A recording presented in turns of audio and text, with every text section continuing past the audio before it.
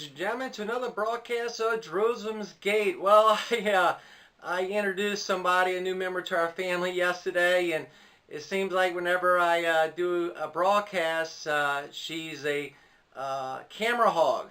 And that's our new addition, Paris, our puppy Pomchi. She's a new co-host. She's the new co-host of Jerusalem's Gate. She loves...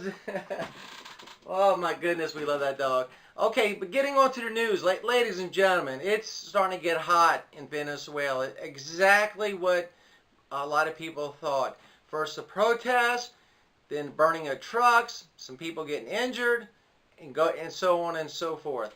Coming out of Zero Hedge, as the title reads, Venezuela aid truck set ablaze as Maduro tells Trump, Yankee, go home.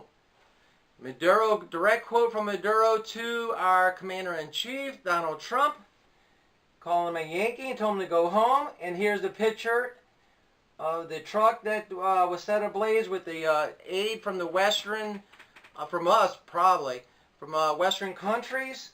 And people are getting hurt in Venezuela. What I'd like to do in this video, and I got a video, like always, following this brief new, article, that we'll go over it in detail, so I pray that you hold out and watch the full thing. This is a person, if anybody in Venezuela is watching, I know we're a small channel, but just in case there's people in Venezuela is watching us, our heart goes out to you, our prayers go out to you, but one word I'd like to give is that only the people can make the decision which way they're going to go. Maduro can't make it for them. Guaido can't make it for them. China can't make it for them. Russia can't make it for them. The United States can't make it for them. The people, like the Constitution is supposed to be here in the United States. We the people. It doesn't say we Congress, we Trump, or we Commander-in-Chief. It's we the people. Now, United States went through some rough times, as most of y'all know. You know, back in the 1700s, we broke away from a force that was telling us how to live and how to what we should do and what we shouldn't do in our impeding on our rights. So we had, unfortunately, a war. And our country, like your country, Venezuela, knows what it feels like to be divided. In the 1800s, we had a civil war, terrible war. I'm not saying Venezuela's going to wind up like that. God forbid. I pray it doesn't. But our country went through some difficult times too. So we know what it feels like. Not personally, because we're you know, a lot too young for that, of course. But our country has gone through some very similar things, even worse, to be honest with you.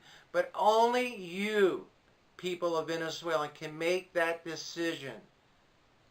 Only you. Our hearts go out to you. One thing I would like to say to my viewers, and you know I'm going to go there, right here. Luke 21:25. And there shall be signs in the sun, in the moon, and in the stars, and upon the earth distress of nations with perplexity and the scene of wave roaring, which means tsunamis. Okay, right here it says, upon the earth distress of nations with perplexity.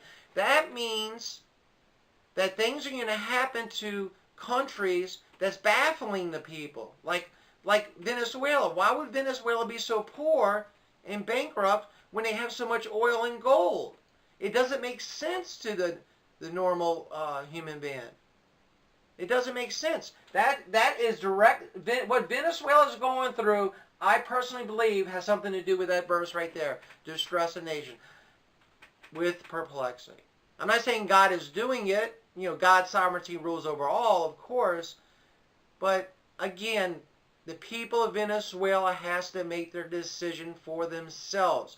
The country has to be governed by the people, not by governments, outside governments, or inside governments telling them, impeding on their rights. Only the citizens can make that decision. And whatever decision y'all make, then the world has to live with it. If y'all decide to go with Maduro, then the world has to agree with that. If y'all decide to go with Guaido, the world has to live with that. I got a video coming up right now. We love you. And where our heart goes out to you people of Venezuela. And here comes the video. God bless you. The 4 trucks carrying U.S. aid were trying to cross the bridge separating Venezuela and Colombia. Then one was set on fire. The opposition said it was set ablaze by the Venezuelan soldiers, but the government says the opposition did it to pin the blame on President Nicolás Maduro. One incident in a day of confusion and violence.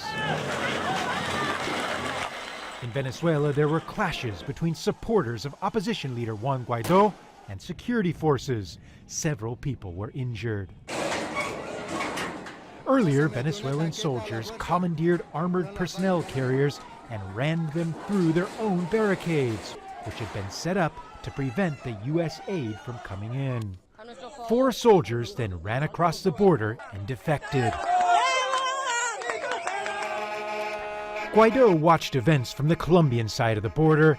He urged soldiers to defect en masse. The call on the armed forces is very clear.